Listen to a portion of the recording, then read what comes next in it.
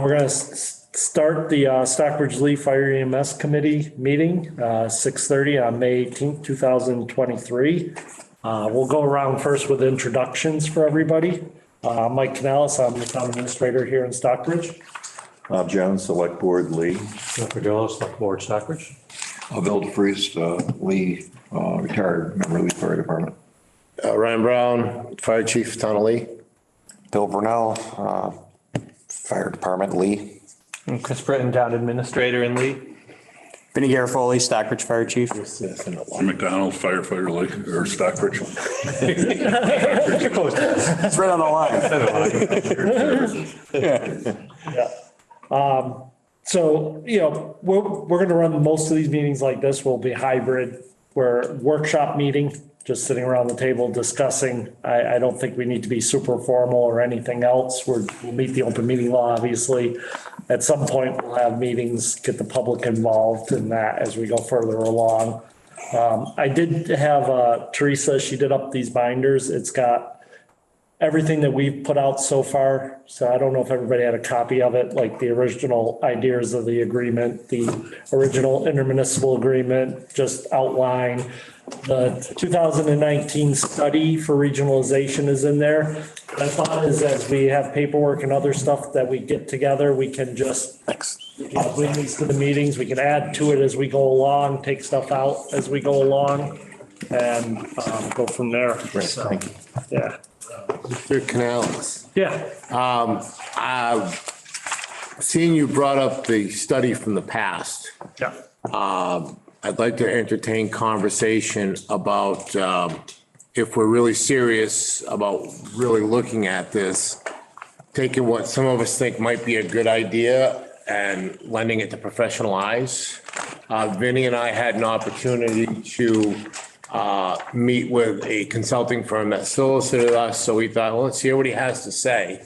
And I'm not saying we should go with this firm, but we might want to look into having someone that actually looks at this, advise us on some level, whether we want to listen to it or not. Things that I couldn't advise the group on is how it would affect ISO ratings, which some people don't think are important. I think it's a legitimate measure of the effectiveness of your fire department in the big picture. We can say I can drive my car from here to there and it takes this long, but without a comprehensive response survey, I don't think we would have true answers to the questions. Yeah, I think that's a great idea that we should consider, and take back to our individual boards and see. Did they give you an idea of what something like that would cost? Do we have this particular firm would offer a 3-tiered thing depending on how far we wanted to go. The first tier would be basically CAD mapping, looking at our existing runs, where our common areas of response are, and then doing an overlay calculated on from proposed locations to the outlying, to the common, to the closest, timeframes based on common traffic practices.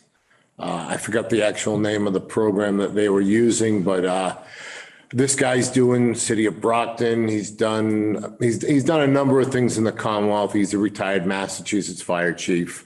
And he's done some stuff in the Midwest where formal surveys are much more popular than they are in New England. thoughts? I think that's something that should be brought on pretty soon. Yeah, I definitely second that as well. Information that we're really going to need up front. Do we want to, when we establish our next meeting, do we want to invite them out here to present what they would do?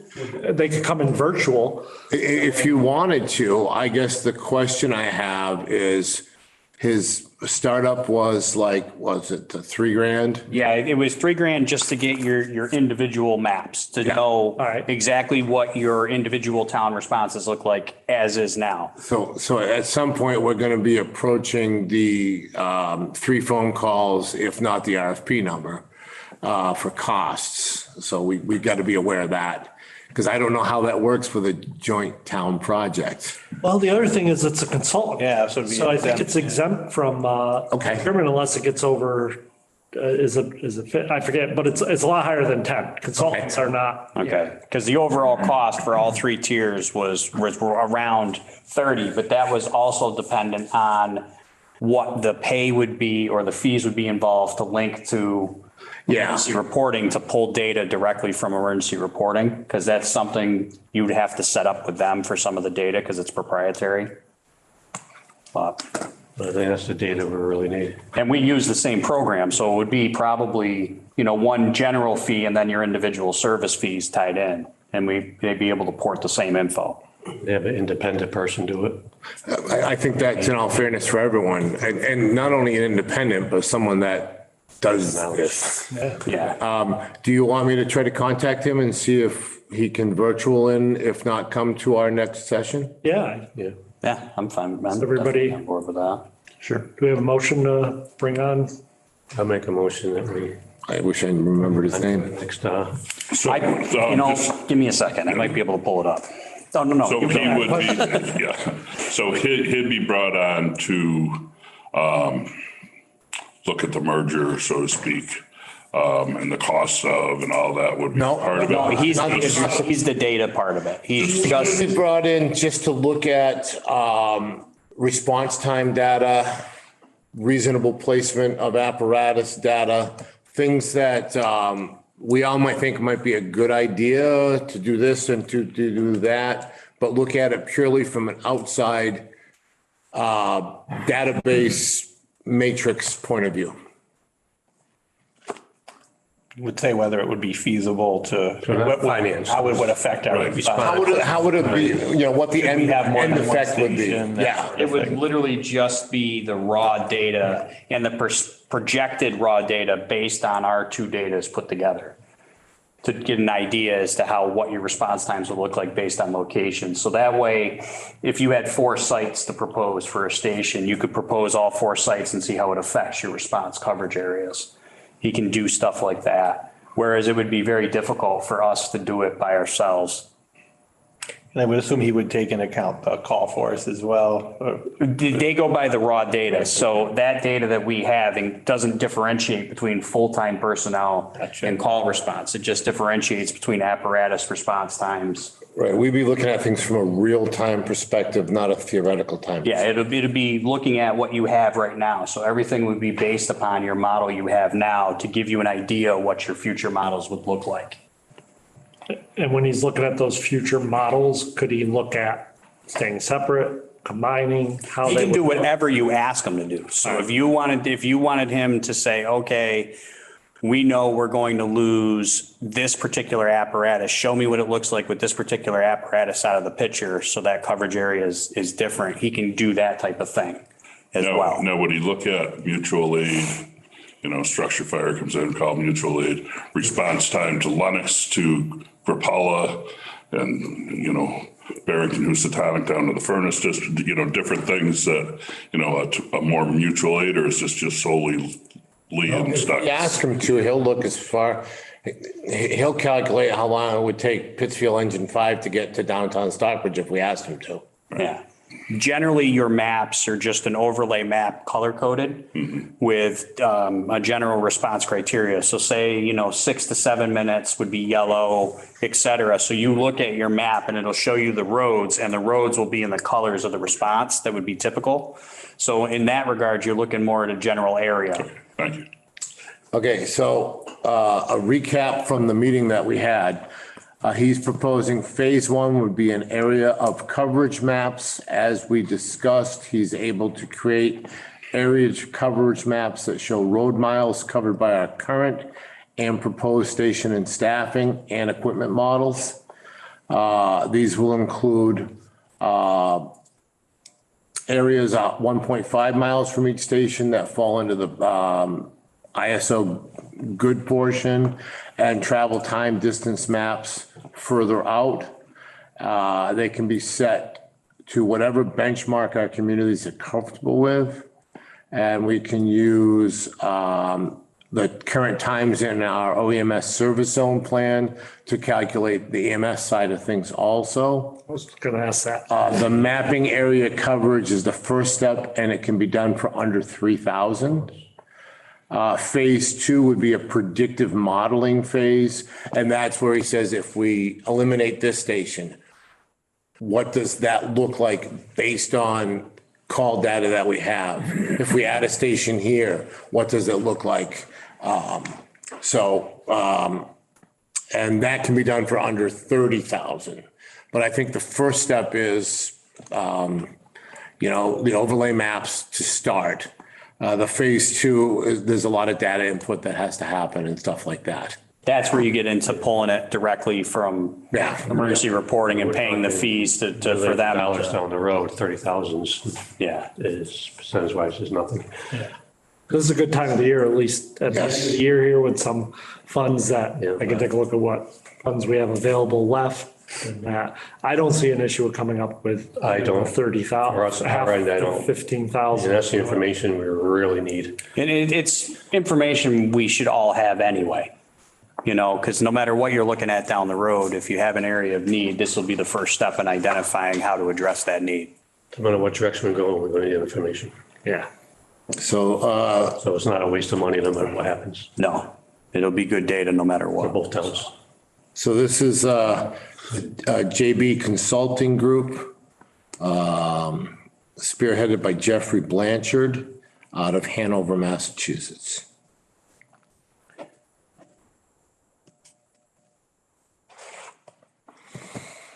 I'll make a motion, we move forward with having do the first phase, getting them in here to talk about doing the first phase.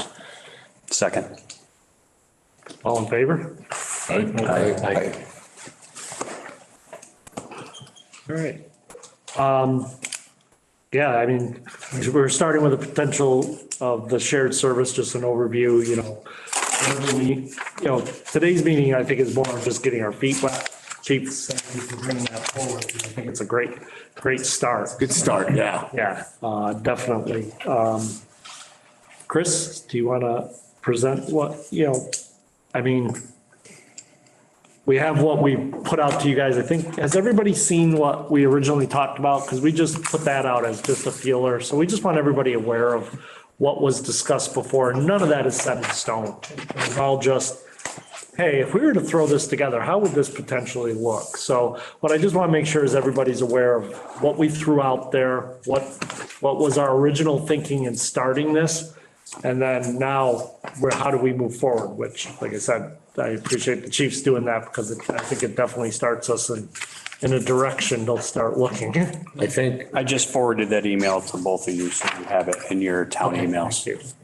do you want me to send it to you, Chris? Oh, sure, that'll be perfect. And I was, do you want to say something? I was gonna say, as the people that are joining the discussion later, then most of us had it, some of us had it. In a nutshell, there was an idea put forward and we workshopped it a couple of times and that brought us to today. I think that there's a lot of work to do to see if it's feasible, and then if it is, where do we go? Because there's a lot of moving parts. If this were to happen, there'd be a lot of moving parts. It's kind of from what Lee was doing kind of before this idea came up is many of you know, we have a central fire station on Main Street that's been there for, I think it's late 1890s that it was built. 1911. 1911, sorry, thanks. The early one was around the corner. So we have that building, which is actually still a sound building more or less, but not real suitable for larger fire equipment that we have today. And then the building next to it, which was built almost 100 years later, which is falling down, which is where our EMS is. And then we have a police department, which is in the town hall. That's, as I like to say, that we were trying to put 10 pounds of manure in a 5-pound bag there.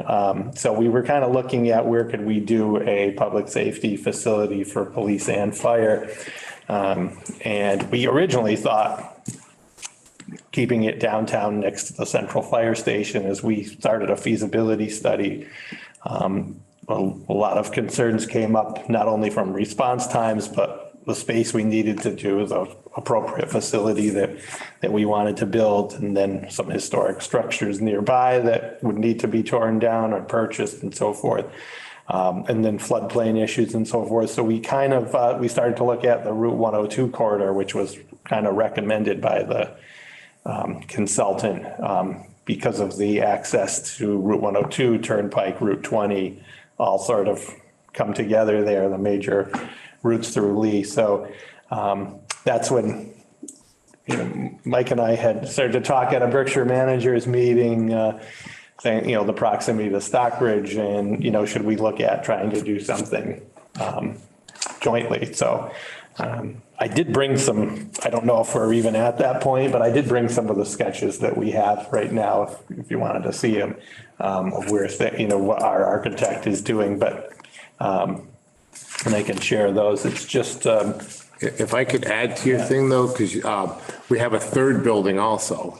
The Araldi, yeah. No, the Southfleet Fire. Southfleet Firehouse. That was kind of built in between the two. 59 it was occupied.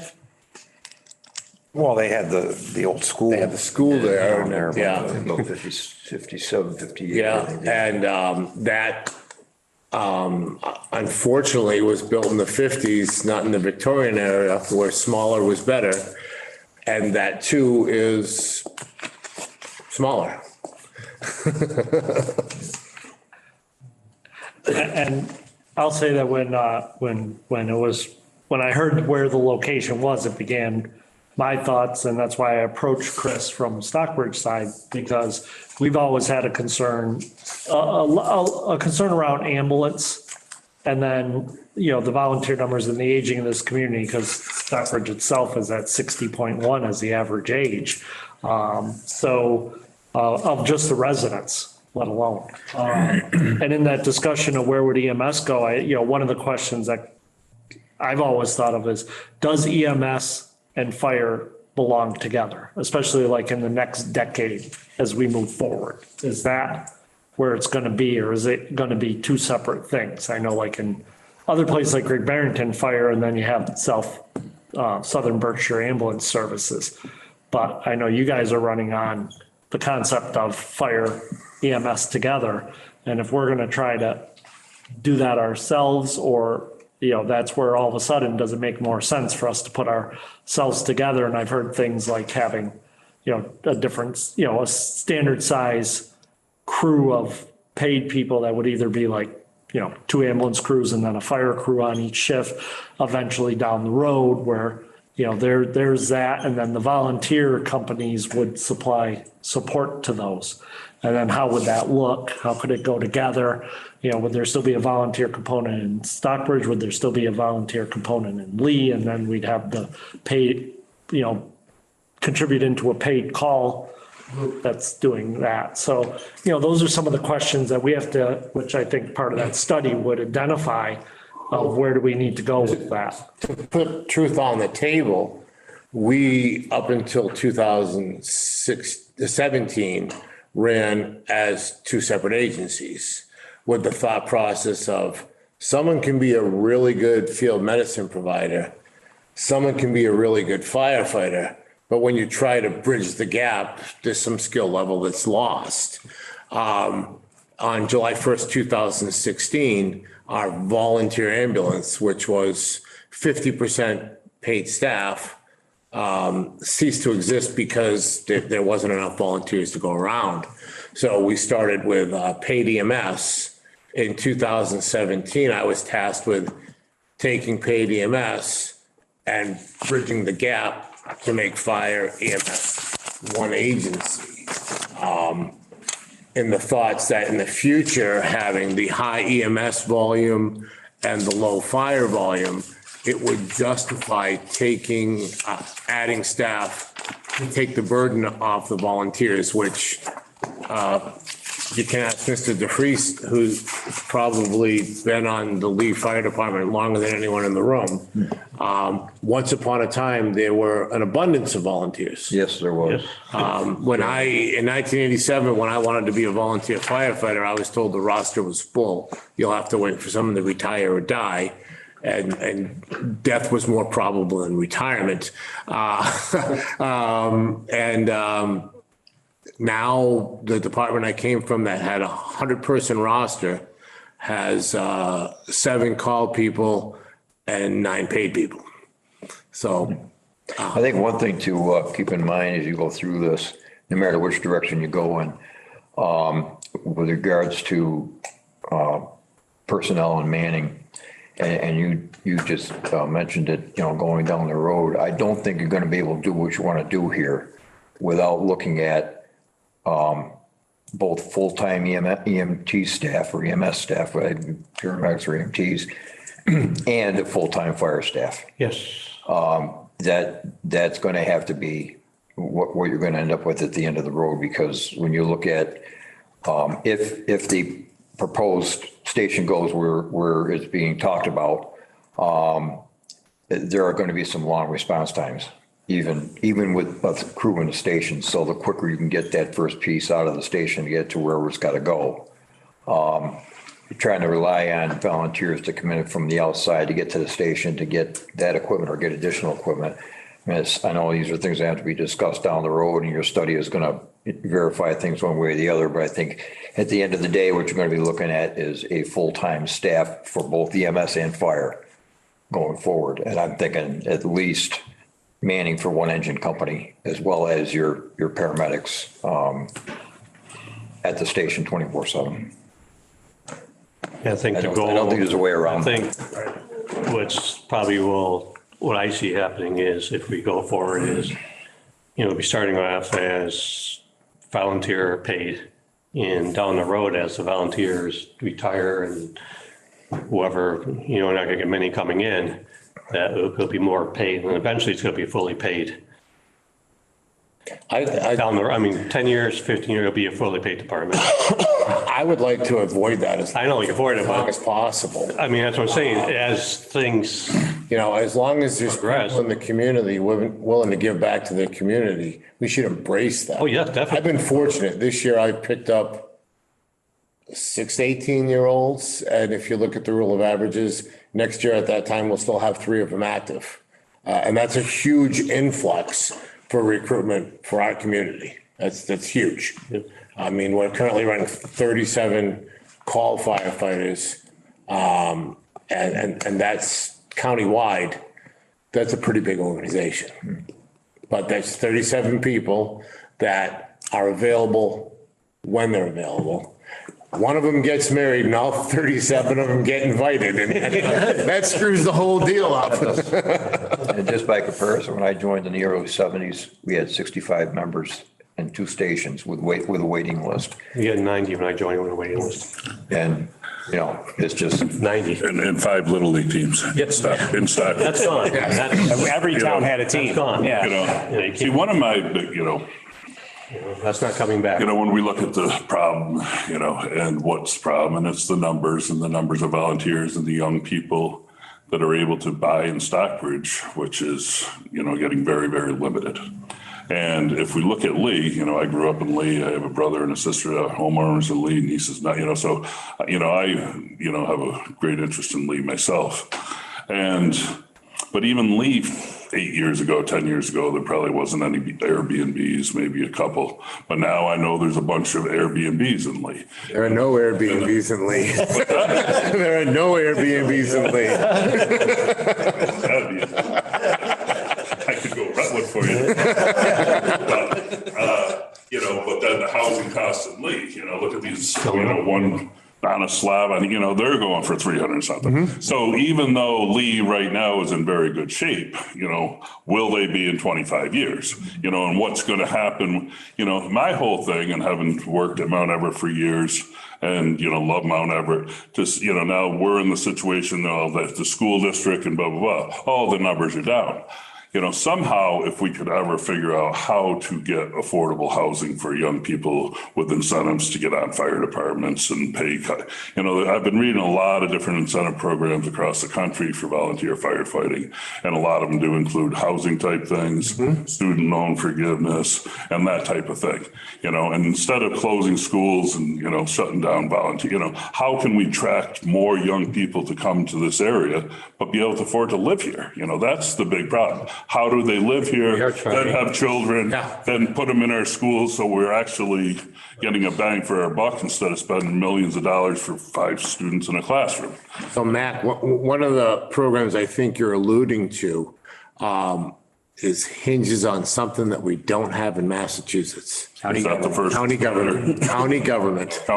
Yeah. Yeah, because there's a first. This program is county government driven, and it's very successful. Yeah, because there's a first responder volunteer fire housing act and, that type of stuff, that if we could get, places for, if we could encourage somebody from Stockbridge to be able to live here in Stockbridge, and they'll get money off their rent if it's a, let's say for firefighter 1 and EMT, and more off their rent if they, to somehow get, to be able to have people to be able to live here to join the fire department. And you said a word that I applaud you saying, and that word makes it tougher and tougher for us to recruit volunteers. You said firefighter 1, which is a national core credential. I'm blessed this year to have 4 students that I think are all going to graduate with a certificate in firefighter 1, firefighter 2. That's at Lehigh, right? No, these are they range from the age of 18 to, how old are you, son? 26? 26. 26 that are firefighters within our agency that go to the Mass Fire Academy 2 nights a week and every weekend for 5 months to work towards this accreditation. Now, I'll just look at Mac and say, hey, you want to get certified? I have a well-intentioned person that comes in and I'm like, hey, I would really like you to go to the fire academy. You want to check out a family life for 5 months, please? It makes it even less appealing. The end result is much better for the community. But if I may ask Mr. Brunel here, who runs a family business, that one of the students is a co-conspirator in the family business. Has the past 4.5 months been tough on your business? Oh, absolutely. It's a big cog out of our. So it's a huge commitment to ask a volunteer to do. Before you join, here's your gear. Yeah. Practice. Yeah, we'll do Now this it's stuff. the mandatory. state Unfortunately, stuff. it's become much more than this. Well, and how long is it going to be before they don't allow anybody on a truck that's not certified at all? And then Exactly. what's that going to do to the budget? Exactly. And for, to be able to have enough people to cover Lee and Stockbridge. That's coming. That's coming. So these numbers that you're talking about to be able to cover this large of an area, all paid, is going to be a very substantial number, you know what I mean? No matter which way we go. And then how does it look if, Stockbridge has their separate paid, Lee has their separate paid, still the mutual aid thing takes some of the stress off of you guys when you have a structure fire, it's, the whole thing is, the dollars and cents. And It's going to be expensive no matter which way we go. definitely. You're talking millions. You're not talking 10,000. Well, and then the retirement, the workers' comp, and all the stuff that comes with it, the health insurance. And so we know we're talking, Every person we add is $32,000 in benefits right. to start with. At the meeting, the joint selectmen's meeting, somebody said, well, what are we going to get for, we could do a lot with $4 million. I remember that coming up. Somebody mentioned we could do a lot with $4 million. 4 years. And I didn't say anything then, but You could do it for a basically little bit, but for what we have right now in Lee, that's 2.5 years. Yeah. Not even 2.25 years. That's just for payroll. Just for, like Chief said, when you add in the benefits, That's an operational. that's 2 payroll. people, 24/7 plus a chief and an admin, and your station is $1.5 million a year. Well, I do know as far as what you're talking about, we have a housing production plan that's being studied right now by the Affordable Housing Trust. But once again, we've seen valuation of properties are going to jump again substantially. I mean, we just saw a home that I think we had assessed at $250,000 sell for over $1 million. And it's like, and until that market cools down, there's no incentive right now in Stockbridge for anybody to put up affordable housing. So how do we, and that's what that group's looking at, the Affordable Housing Trust. How can we develop that? Because, the average cost this last year was $665, Oh, definitely, the average home. But, As we've all Lee's looked not at. far behind. So if you look at what a house in Lee sold Oh, yeah. for 6 years ago and what it's selling for today, it's not like, it's exclusive stock. Lee is right on our tails. Years ago, I bought my house for $137,000. Yeah, I could sell it for $325 today without yeah. leaving the You'll be appliance. moving tomorrow. Without leaving well, I would be moving tomorrow, but I have nowhere to go. Well, there's the other. Where do you go? Yeah, yeah. The issue, the kind of dichotomy that you're faced with here is I don't know if I want to call it a catch-22 or whatever, is like Ryan was saying, and some of you guys are talking about the whole issue of what is going to be required for an individual just to join the fire department. Like they were saying, when I joined in the 70s, that's what, like Chuck said, you got a set of gear, and you may have gotten a little bit of training. I think we had like a month-long course on one night a week. One of the old deputy chiefs in Pittsfield came down and gave us a class for about a month, after I joined, and pretty much you picked up. Fortunately for me, most of the guys around when I got on were all veteran firemen and firefighters. So it was just picking up, and the experience and learning from them on the job. Those days are gone. And now anybody that joins the department is pretty much a prerequisite for them to get that basic firefighter 1-2 training. Plus, if they're going to go in on the medic side, you got to get all that training as well. Well, asking someone to do that, to make that kind of a commitment, that's not the same as the commitment that I made 50 years ago. And to do that, there's got to be some incentives there, whatever those incentives are, for those people to want to say, yeah.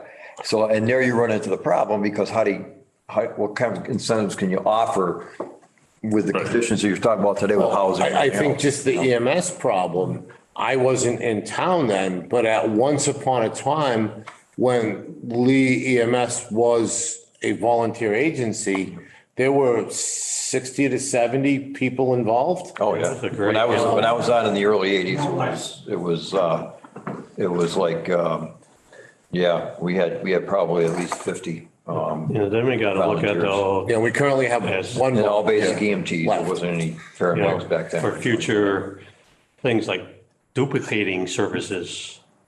Well, Like that's- if we were to get the I think- ambulance. I think, Chuck, Yeah, this staff. is doing is looking at, we are duplicating services. And how can we prevent that? That's what I'm saying, like, Yeah. if we go out the wrong ambulance, it's going to be very hard to find 8 EMT paramedics, because they're not enough now. It's going to be hard to find one. Yeah, I'm saying, so to duplicate things is going to be very difficult and pretty much probably impossible. But then also the duplication of services Because that. they're going around in circles, Well, whoever pays more than just jump if you ship. read the, was it 2018 report or 19 report? 19, yeah. If you read that, you'll find under the print an overlying theme that every department in South Berkshire County has duplicated services to the department next to them. Yeah. And what we end up with in the long haul, when we have less and less volunteers, what we end up with is more apparatus and no one to use it.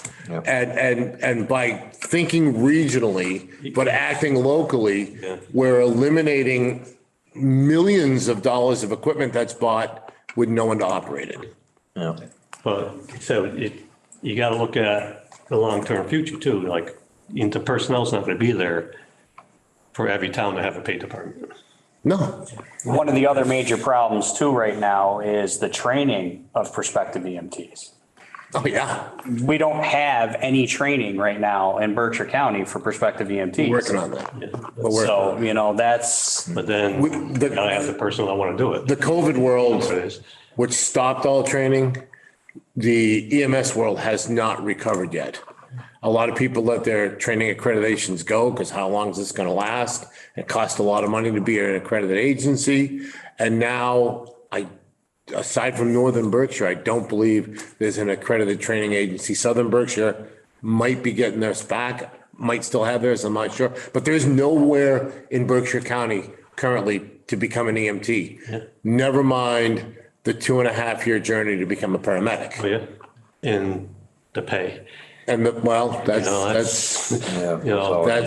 always going to be an issue. Professional job without professional pay. Yep. Well, we pay about the same as a professional Dunkin' Donuts employee. Yeah, I mean, but they should be getting paid as a plumber. I have pointed out, when me and Chuck have talked, I've said to him, if you look back, this is actually the same thing that everybody went through for police about 100 years ago, about 120. Constables were just your local person given a badge. Then requirements came in of training requirements and everything else. And then police had to go from being volunteer constables to police, sheriffs in the county, then police, and then where they are now. Then EMS started going to paid from, and now it's all this pattern because volunteerism just isn't going to cover these positions as they require more and more training. Plus family life, so different. Everything. Parents are working. Well, that's it. As a society, we've evolved to a point where to accommodate our family, we can't volunteer for our town. I mean, my wife picked on me last week, and yes, I'm paid. I was home last week was I home on Tuesday? I think I was home on Tuesday evening last week. I wasn't with you. I know. I'm just trying to, Monday night I was at the fire academy. Tuesday night I was home. Wednesday night I was at the fire. Thursday night I was at town meeting. I had another meeting Friday night. I made time to take my son to soccer on Friday night because it was important. Saturday I was at the fire academy. Guess where I was Sunday? And I think that what you guys brought up in the study is going to point to the fact is it going to be eventually looking down the road where the paid staff's going to be the primary response with then the volunteers as the support, which is a big change from where we are right now. And if that, I don't think we're going to have a choice. I think. Well, and it kills me to push standard of training on our people because we have some really good people, but I'll stand by my laurels that I can fight more fire and benefit my community better and safer with 7 trained firefighters than I can with 21 well-intentioned individuals. And that sounds mean and it sounds harsh. And our volunteers, because you guys are still volunteers, right? And our on-call firefighters in Lee do good things. They do great things. And they're instrumental to the success of both of our agencies. But when push comes to shove, pushing the level of bar up is going to deplete our forces. It really is. It already has. It has.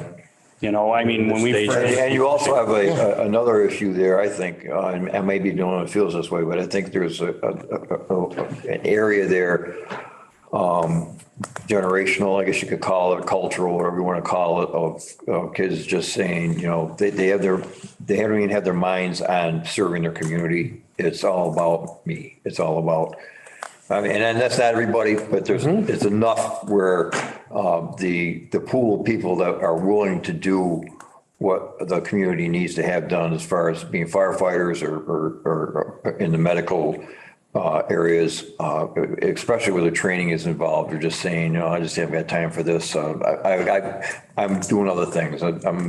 This is about me and and to some extent, I think a lot of the young folks are like that. They're just getting out of school and saying, first of all, they're leaving home. They're leaving the community. So you don't have them here in the first place. There's nowhere from the work here. No, exactly. There's no good paying jobs, there's no nightlife, there's no. And even if they stick around, they're looking at, in order for me to live in this apartment or live in this house, I got to work 3 jobs, to make enough money to do that. I haven't got time to go out and go to school to be a firefighter or go to school to be an EMT or a paramedic. But not even go to school. Just if we look at, let's take the 400-hour fire academy class off the table and look at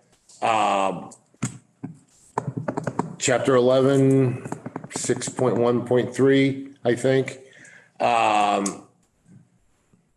Mandated maintenance training, CPR, first responder, hazardous materials. That means MAC as a volunteer is obligated to do 36 hours of training every year just to be considered a firefighter in the Commonwealth size. That's not the 40-hour startup of the hazmat. That's just the maintenance. And that's what we're asking our volunteers to do at the bare minimum right now.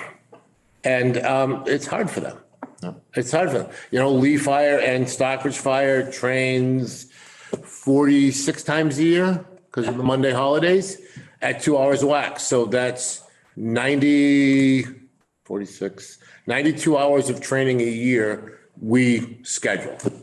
And a little less than half of that is to meet the state minimums. Never mind, check the oil in the truck. Never mind, remember how to run the pump because we do it so frequently. It's not something that everyone's good at. Make sure the job. There's a lot, yeah, make sure, yeah, we go to so many car accidents now that my maintenance guy tells me that my jaws of life are getting used more in training than they are on the road.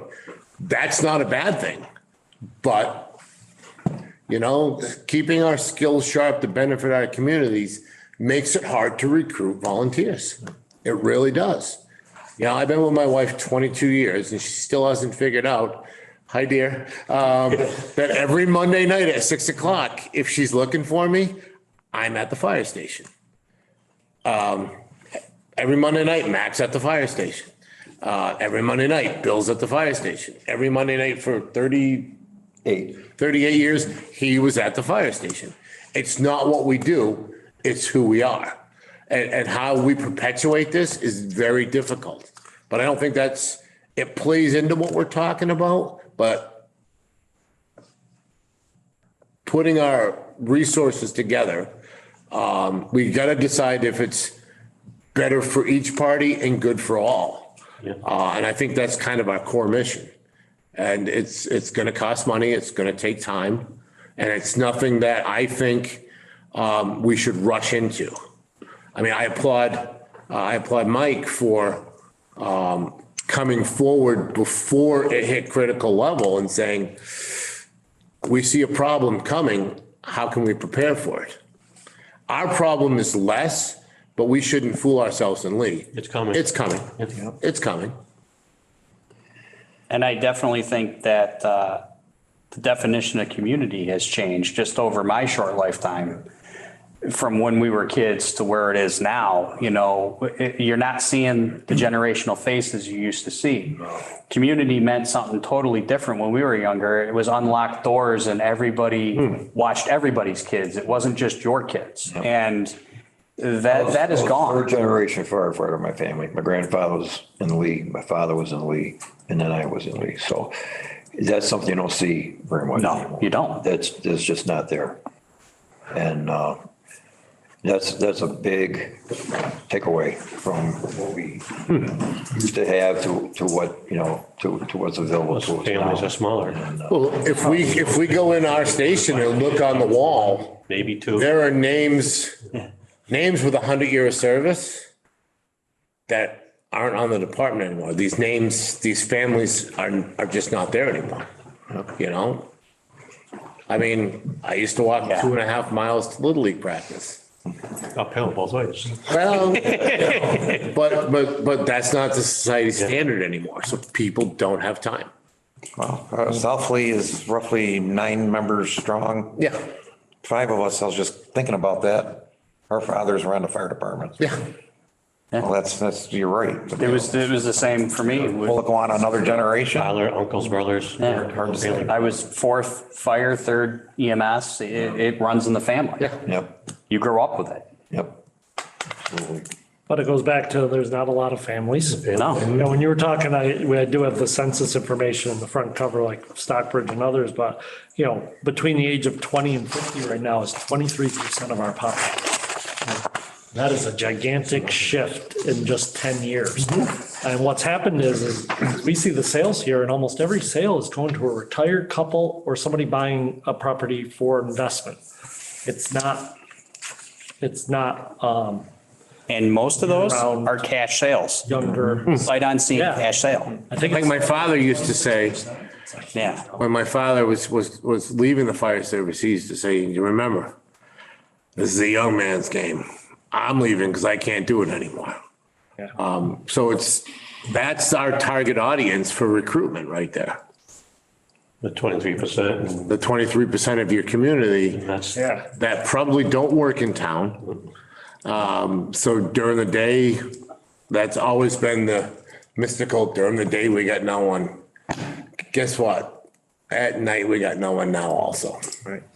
One thing I'd just like to throw in here, you're talking about, and we're basically, we're looking at the big picture here as to how do we handle this whole availability thing, combining our services and making something work for both the towns. And I haven't, other than what I've read in the newspaper and Ryan and I briefly talked about it in the past, and just based on my own years on the department and the other experience I've had is as far as, when I was a dispatcher for a number of years, I was an EMT for a number of years.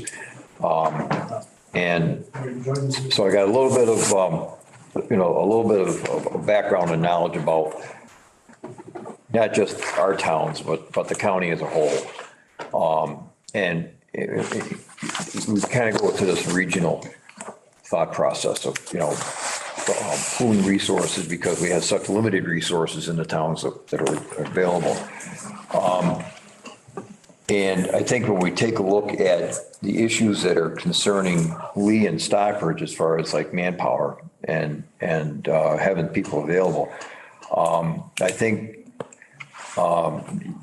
there's a bigger picture to look at here, because I think when all is said and done at the end of the day, no matter how this plays out as far as how you're going to configure the manpower, people power for whatever is going to happen with this or whatever, there's still going to be that factor of if the big one hits somewhere, you're going to need more than just the people that you've got in these two towns to handle it. I mean, we're basically going back to, we already have a regional plan in place when you think about it.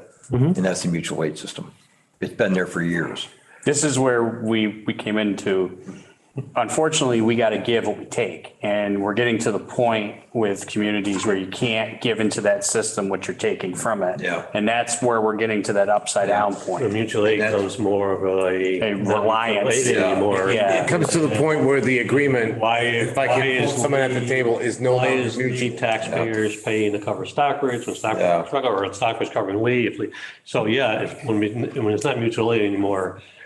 Well, the thing that the point that I guess I'm trying to get to That's what we're getting to. is with the mutual aid system we have, I think one thing to look at is, and this is just countywide and looking at drawing on resources is just like, I guess we would call it preemptive or automatic mutual aid, where you would set it up and it does have to be, not just Lee and Stockbridge, but you'd have to look at Lenox and Tyringham and Beckett and the towns that are around, the two towns that we're talking about here.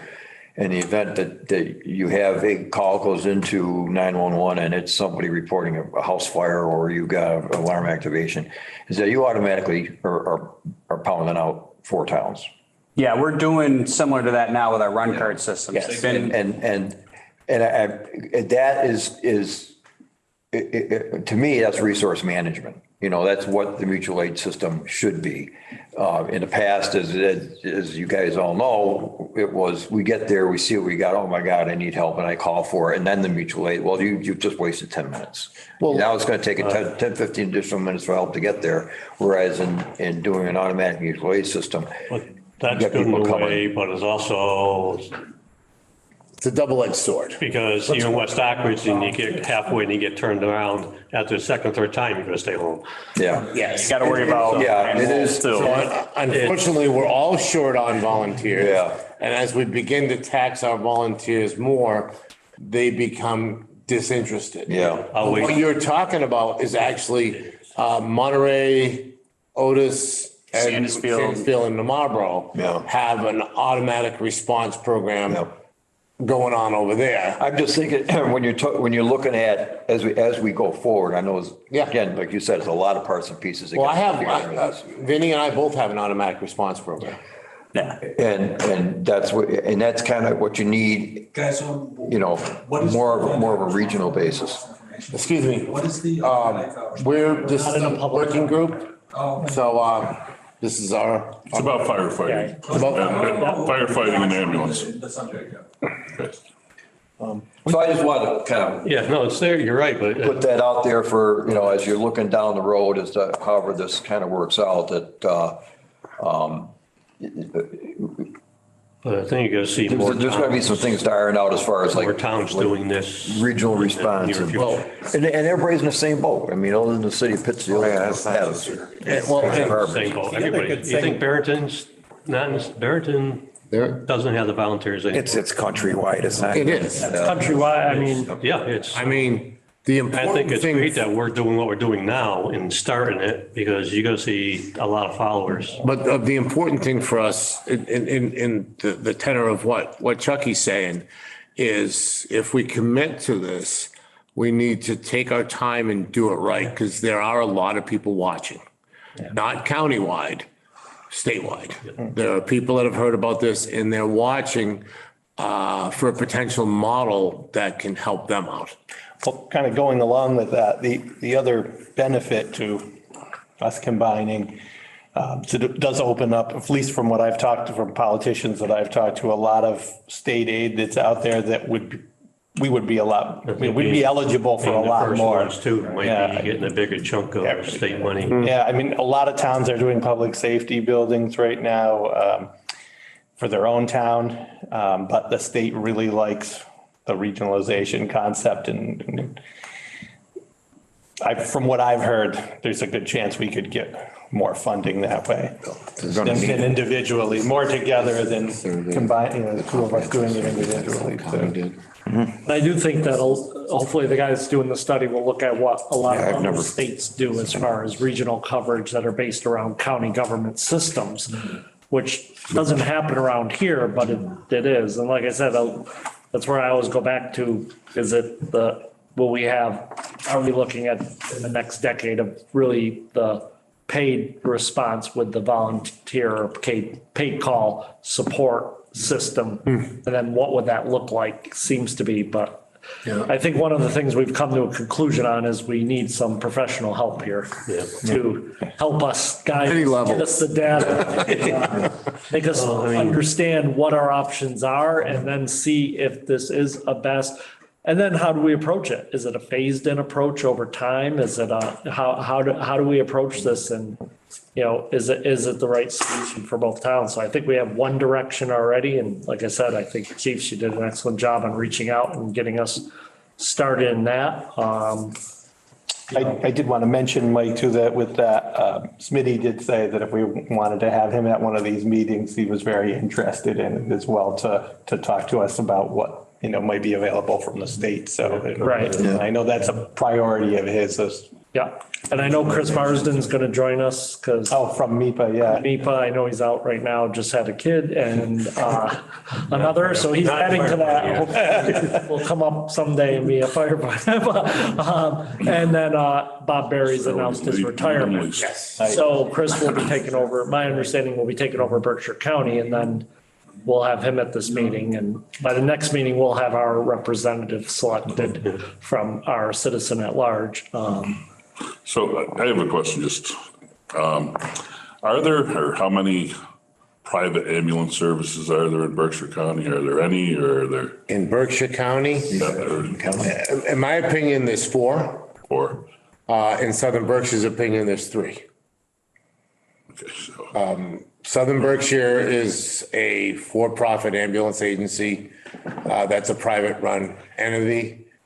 Adams Ambulances, Northern Berkshire is 5. Northern Berkshire is county ambulances and action ambulances. So those fire departments in those towns have volunteer EMTs and stuff like that that assist? No, They, in some cases. They don't even go to, in some cases, County and Action are both Pittsfield, so Yeah. they run with Pittsfield Fire. and so does Lennox and Dalton and Lee and Well, I mean, as far as the Lanesboro and private services. Richmond. no, I'm just saying, would there be ever a chance that a private ambulance service would come to Southern Berkshire and say, hey, we'd like to open up an ambulance service here? And I don't want to speculate, but I will.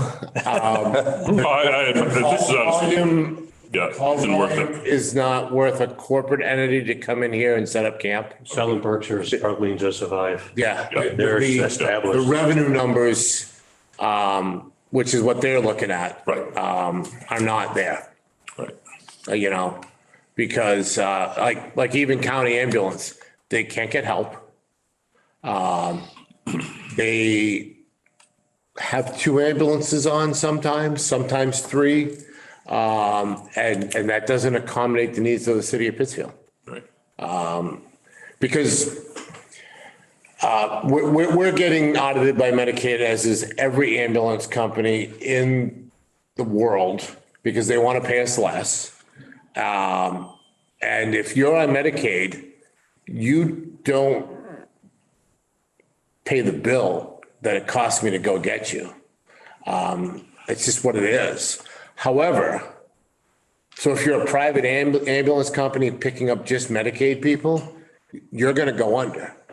Where the money for a private ambulance agency is interfacility transportation, discharges, critical care transportation, and that's where they make their income. Southern Berkshire transporting to base Right. pay, The problem nursing is, homes.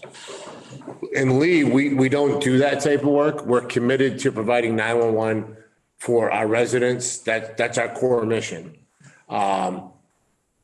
Because our mission isn't to make money. Thankfully, we do. But by these private ambulances making the money on these other things, that's leaving less ambulances available for emergencies.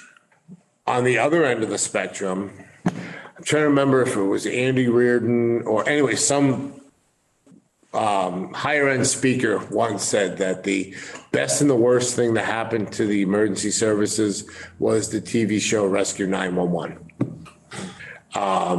We get 911 calls for, I burned my toast, I don't know what to do.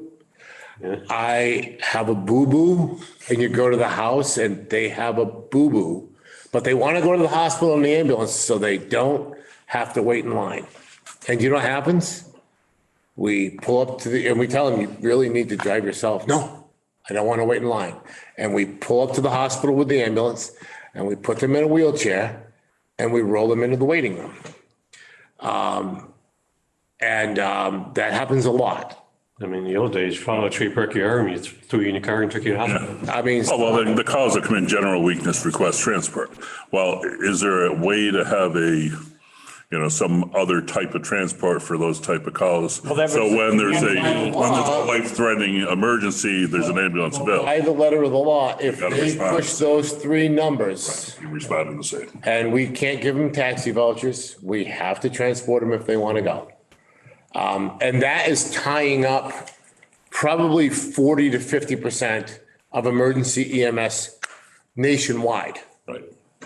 It's not just a here problem, it's nationwide. And that's tying, I mean, if we were only doing 800 calls a year, boy, would the burden be off of us. But we're doing 1,500 calls a year. And it's a lot to ask for a volunteer. And it's a You- 2.5, 3 hour round trip. You saw this shift happen when we started getting the bills for fee for ambulance service. If it was such a lucrative and money-making industry for 911 service, they would already be making enough from the billing revenues that they would never have to bill the other communities for the personnel. We've flipped that coin now where the call volume is such and the reimbursement is such that even private entities that cover municipalities are starting to look for kick-ins from the municipalities because they can't sustain. Yeah, Some of the Berkshires, they're Yeah. collecting from the town. exactly. Because they can't. I mean, But that's how we ended up with the bills from Lee and Yeah, Lennox, because you gotta pay your share. they can't go under to cover us. I would argue that that's where the role of government comes in, where it's not, where a private company cannot run, a for-profit company or can't run. That's where government has to come in. It's not going to ever be profitable. It has to be supported by. I mean, a lot of people Taxpayers. don't realize and just how expensive it is to run an ambulance. Yeah. I mean, you figure, an ambulance, an empty ambulance costs, are you ready for this? You guys have been out of the game for a little bit. $485,000 be under to $550,000 for an empty ambulance. It carries about $400,000 of equipment. So you're almost at $1 million before you put someone in the driver's seat. And right now it would take you 3 years to get it. Yes, it would take you at least 3 years to get an ambulance right now. If the training was locally available. Yes. Yeah, but then, like you say, volunteerism, like you go on a call now, you go to the scene, they pick up, you go home. You got an ambulance, now you're gone for 2.5 to 3 hours round trip. Yeah, and that's So before we that's, start. Yeah. So you get an ambulance, you would say, oh, we got 8 people, and then they go, I'm not running it because I'm gone for 3 hours. Oh, it's Mrs. Jones again. 10 minutes. You know what? I'm just staying home. Ambulance comes, you go back home. And we develop relationships with people. Frequent flyers. Oh, yeah. That doesn't include the reports you have to do after Okay. you use medicine or anything. Oh, yeah. If they do a refusal, any equipment they used on that call is a loss. Because you can't bill them for anything you're not transporting for. Okay. It gets bigger and bigger. And on the fire side of things, it's an expensive proposition also. It's always a pay proposition. It's Yeah. not a take-in. Are there, I don't know how long regionalization has been around, but are there success stories in the country that you can look to as sort of a template? The fire department in Massachusetts called CALM, which stands for Centerville, Osterville, Marston Mills. Okay, it's in the town of Barnstable, which has West Barnstable, Falmouth, and it used to have Centerville, Osterville, and Marston Mills as all independent departments in the town. Some years ago, Centerville, Osterville, and Marston Mills, village districts, water districts got together and formed a fire district. And it is a regional concept in a town, but it's still a regional concept that is very excellent. But they're dealing with 100% paid in communities where the tax revenues are a little more lucrative than they are in Western Mass. On the adverse, there's Hadley. Yes, Hadley, which has 2 fire departments in Hadley. Hadley District 1, Hadley District 2, completely independent agencies. District 1 right now is in big financial trouble because at their district meeting, they voted to no longer pay the 33 full-time employees. So there's success stories and there is not success stories. You go to Prince George's County in Maryland, and it's a county-run system with full-time paid and volunteer houses that interact seamlessly. And the county fire control system is very successful, very successful. Of course, Maryland has very strong county government throughout. Pennsylvania, same thing, very strong county government though. So there's many different models. I mean, people are shocked to find out that as close as Albany, New York, there are private independent fire companies. City of Colony has a fire department. City of Albany has a fire department. Colony and Albany are right here, right? But that corridor in between them, I think there's 12 independent fire companies. You know, the fire station on Fuller Road, the big, beautiful, that's not owned by either. That's owned by the membership. Long Island is another place where the membership owns the fire department and lends their services to their community. So there's all kinds of different models. The regional concept is successful. Miami-Dade. Okay, Miami-Dade, the city of Miami Fire, and then there's Miami-Dade, which is run by who? The county. But that's an all-encompassing area, is it probably the size of Berkshire and Worcester County put together? Yeah. Florida's, Remember the TV show Emergency? That wasn't Los Angeles City Fire Department. That was Los Angeles County Fire Department, which is the second largest fire department now in the United States. It's Los Angeles County. Their resources are endless. It's immense. But it's a regional concept. and if, for those that aren't in the firefight, if you go to the US Fire Administration with the federal government and you go to the National Volunteer Fire Council, there's a ton of data. And, one of the things was looking at Florida compared to Massachusetts. Massachusetts has 363 independent, separate fire departments. The state of Florida has 462, but they're completely set up around county. The entire state of Florida is set up around that. So you see where there's, as Chief said, there's just tons of different models. I think in the Commonwealth of Massachusetts, and tell me if I'm wrong, there are only 2 town governments that don't have fire departments. And that's Mount Washington and Washington. Every other town government has at least 1 fire department. Some have 3. Clarksburg is a completely independent. They are not with the town. They're not with the town. No. But Washington and Mount Washington Don't have anything. don't have anything. Egremont covers Mount Washington, Yeah, they don't have anything. covers Washington. And some towns have multiple districts. But yeah, there's the Commonwealth of Massachusetts, which pales in comparison size and population to Florida, has almost as many fire departments. So now is the Berkshire County Sheriff's Department the only Berkshire County department here now in Berkshire County or? Sheriffs and Register of Deeds and Pension Board. That's all that's left of county government that I know of. Yeah. Am I missing something? Berkshire County Retirement Board, I think, yeah, that's because even the regional planning commissions are divided, south, north, and central. And that's based on Commonwealth charter, that the jailer in the Commonwealth has to work for the county. So the sheriffs escape the dismantling of county government, and the deeds have to be administered by county. And the seat of deeds now is Great Barrington for South County, right? Southern, middle and Yeah. northern Berkshire, so the 3 in there. So those are the only parts of county government left.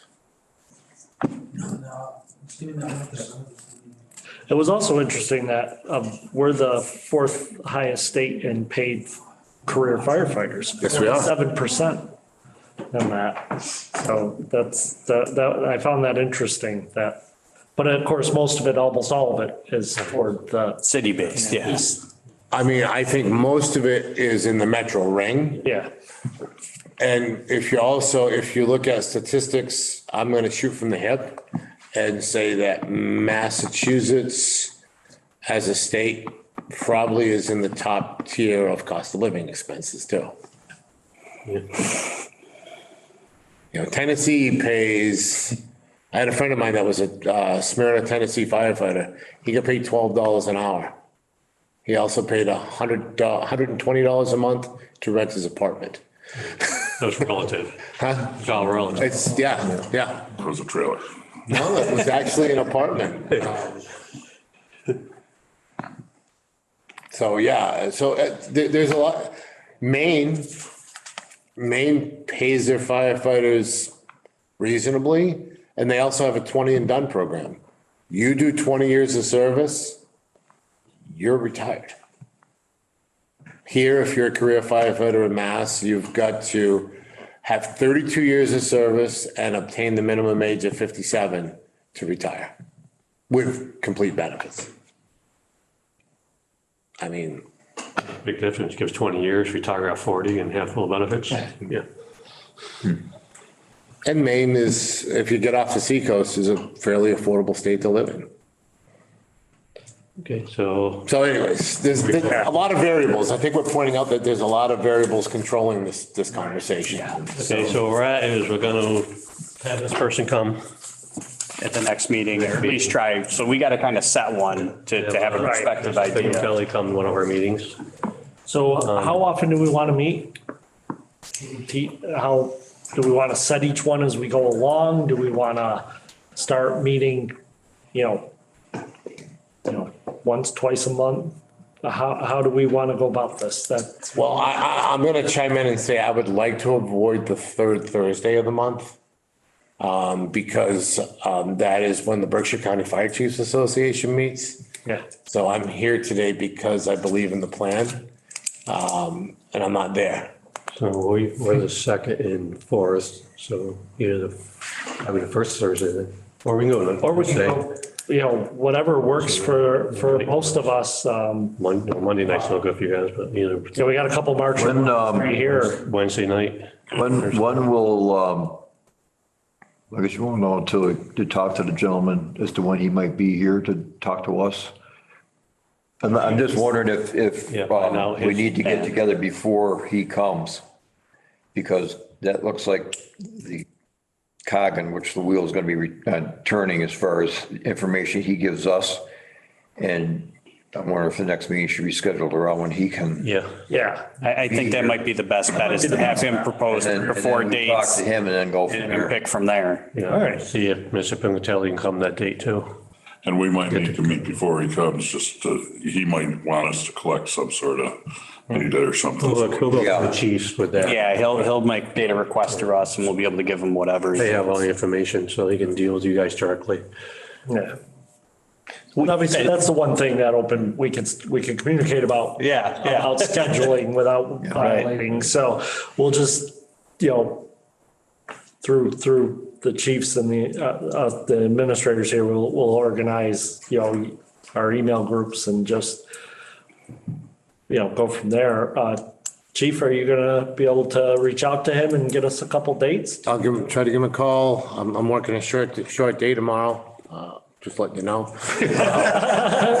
10 hours? Well, no, I'm gonna actually, I looked at my time roster this morning and I had 84 when I started this morning. So I decided Friday afternoon is gonna be a good afternoon to fish, but I'll try to call him first thing in the morning and see what his availability is. All right. You guys meet at your select board meets on Thursdays, Second and fourth, and we're the first and third Tuesday. We So avoid those. other than that, anytime, Phil, I think, yeah. Wednesday night might be a better night for people. Well, let's find out from him. So that's our marching order. Find out from him, then find out if he just wants to come to a meeting, present to us. Whether or not we need to have a meeting in between for something, I think will come from your discussion with him. Okay.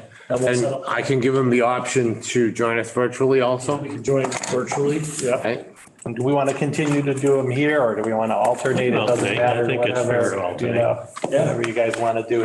Yeah, as long as if we do the remote, he's gonna need to have access, which I think you already. Yeah, we have something similar to this. So, yeah, so either one will work there, but. Because we're a small enough group, we don't need much space. Right.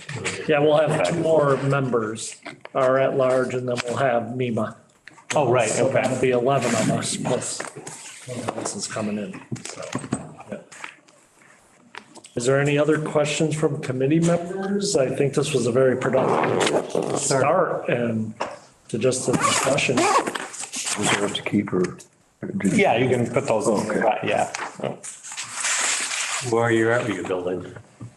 Well, we're trying, Working on it. we're in schematic design right now. We haven't gotten to the professional cost estimate yet, but we're supposed to get some stuff back soon with some elevation views and that sort of thing. And we're looking at a couple different areas right now on Route 102. Hopefully in another week or so, we'll know exactly what our options are, but. So. Yeah, I think it's going very well and it's a good start. All right. If there's nothing else, then we'll, Make the motion to adjourn. Second. thanks everyone, guys.